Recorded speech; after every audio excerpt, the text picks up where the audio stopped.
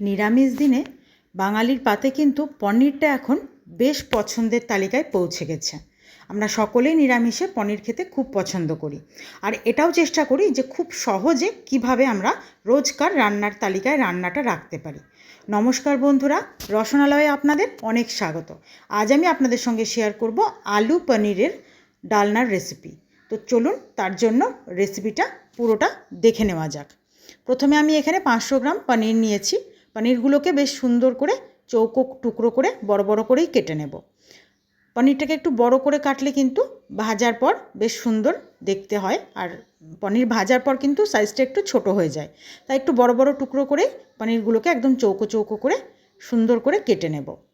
আর তার সঙ্গে আলুও নেব, যেহেতু এটা পনির আলুর ডালনা, তো সেই জন্য আলুটাও চৌকো করেই কেটে নেব। তো পনিরটা আমার এখানে সুন্দর বড় বড় টুকরো করে কাটা হয়ে গেছে, আর এদিকে আলুটাও বড় টুকরো করে এরকম কেটে নিয়েছি। তো আলু পনির দুটোই কাটা কমপ্লিট। এবার আমি চলে যাব কড়াইয়ে। সাদা তেল প্রথমে গরম করে নেব। সাদা তেল দেওয়া হয়ে গেলে, তেলটা গরম হয়ে গেলে পনিরগুলোকে আমি হালকা হাতে আস্তে আস্তে বেশ লালচে করে ভাজবো। পনিরটা ভাজা হতে হতে আমি একটা পাত্রের মধ্যে জল নিয়েছি, আর তার মধ্যে দিয়ে দিলাম অল্প একটু লবণ। এবার পনিরগুলোকে ভেজে তুলে আমি ওই লবণ জলে ভিজতে দিয়ে দেবো। তাহলে কিন্তু পনিরের মধ্যে বেশ সুন্দর লবণের স্বাদটা চলে যাবে, আর পনিরগুলো কিন্তু খুব সফটও হয়ে যাবে। এই জলে ভেজানোটা স্কিপ করবেন না, অবশ্যই করবেন। আপনারা নিজেরাই ডিফারেন্সটা রান্নার বুঝতে পারবেন।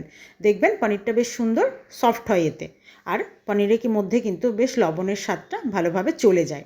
তো বেশ হালকা লালচে করে পনিরগুলো আমার ভাজা হয়ে গেছে। আমি এবার ওই তুলে ওই যে জলটা লবণ রেডি করে রেখেছি, লবণ জলটা, তার মধ্যে পনিরগুলো দিয়ে দেব। এবার এইভাবে বাকি যে পনিরগুলো আছে সেগুলোও কিন্তু আমি সুন্দর এরকম লালচে করে ভেজে নেব। আমি দু ধাপে পনিরগুলোকে ভাজলাম, কারণ পনির একসঙ্গে অনেকটা দিয়ে দিলে কিন্তু ভেঙে যাওয়ার ভয় থাকে। ওই জন্য দুবারে পনিরগুলোকে ভেজে তুলে আমি ওই জলের মধ্যে সবটাই ভিজিয়ে একটু রেখে দেব। তারপর আমি কড়াইয়ে আরেকটু তেল দেব, দিয়ে তার মধ্যে আমি আলুগুলোকে ভেজে নেব। আলুটাও বেশ হালকা লালচে করে ভাজবো, খুব একদম ডিপ করে ভাজবো না। আর আলুটা ভাজতে দিয়ে সামান্য একটু লবণ আলুর মধ্যে দিয়ে দেব, যেন ভাজার সময় আলুর মধ্যে লবণের স্বাদটা চলে যায়। এবার আলুটা একটু বেশ সুন্দর দেখেন হালকা লালচে রং হয়েছে, এই সময় আলুগুলোকেও কিন্তু তুলে নেব।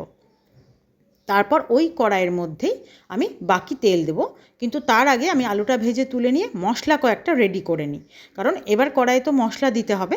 তাই এবার মশলার জন্য প্রথমে আমি মিক্সির জারের মধ্যে বেশ কিছুটা টমেটো, আর নিয়েছি কয়েক কুচি আদা, আর ঝাল যে যেমন ঝাল পছন্দ করেন সেরকম কাঁচা লঙ্কা। আমি টমেটোটা এখানে একটু বেশি দিয়েছি, দুটো টমেটো আছে মিডিয়াম সাইজের, আর বেশ কিছুটা কাঁচা লঙ্কা। সঙ্গে দিয়ে দেবো অনেকটা পরিমাণে কুচনো ছোটো ছোটো কাজু। কাজুটা এরকম ভেঙে দিলে কিন্তু খুব তাড়াতাড়ি পেস্ট হয়ে যাবে।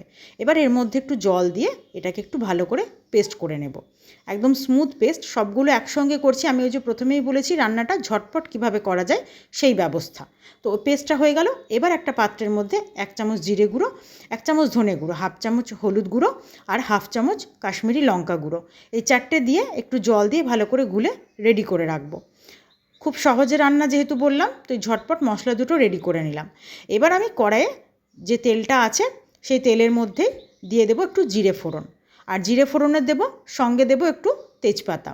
জিরে আর তেজপাতা ফোড়নটা দিয়ে একটু হালকা ভেজে নিয়ে সুন্দর একটা ভাজার গন্ধ বেরোলে ওই পেস্ট করে রাখা মশলাটা এর মধ্যে ঢেলে দেব।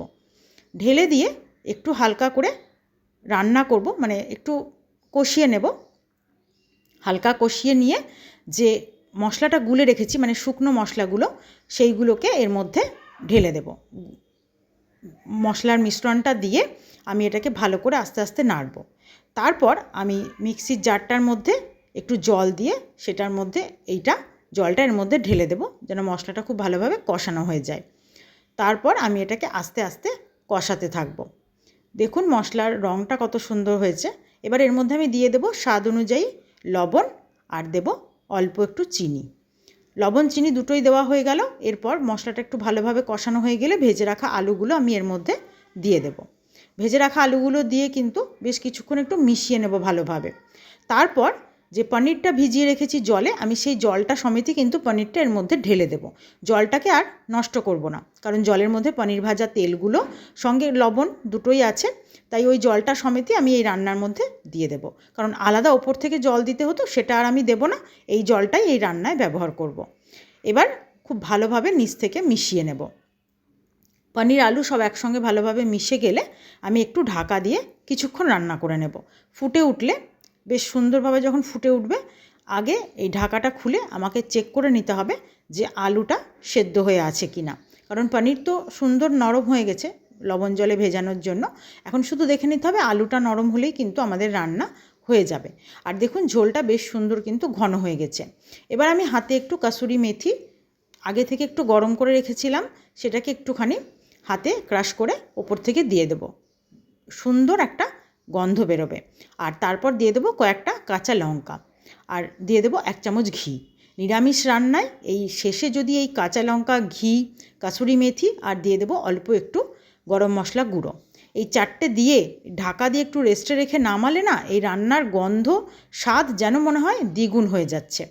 তো আপনারাও কিন্তু অবশ্যই এইভাবে একবার পনির আলুর রেসিপিটা ট্রাই করবেন, আপনাদেরও আশা করি খুব ভালো লাগবে। যারা এখনও পর্যন্ত আমার চ্যানেলটি সাবস্ক্রাইব করেননি তারা প্লিজ চ্যানেলটি সাবস্ক্রাইব করে পাশে থাকা বেল আইকনটি প্রেস করে দেবেন, নতুন নতুন ভিডিওর নোটিফিকেশান সব আগে আপনাদের কাছে পৌঁছে যাবে। আর ফেসবুক পেজ থেকে যারা ভিডিওটি দেখছেন তারা অবশ্যই পেজটি ফলো করে দেবেন এরকম সুন্দর সুন্দর রেসিপি পাওয়ার জন্য। আর আপনাদের কিন্তু আজকের এই নিরামিষ পনির আলুর ডালনার রেসিপিটা ভালো লেগে থাকলে আপনারা কিন্তু অবশ্যই লাইক, শেয়ার ও কমেন্ট করতে ভুলবেন না। আর রেসিপিটা অবশ্যই একদিন বাড়িতে ট্রাই করুন, এত সুন্দর সহজ রেসিপি, আশা করি আপনাদের সকলের খুব ভালো লাগবে। আর রেসিপি ভালো লাগলে যেটা বললাম আমাকে কিন্তু কমেন্ট করে জানাতে ভুলবেন না।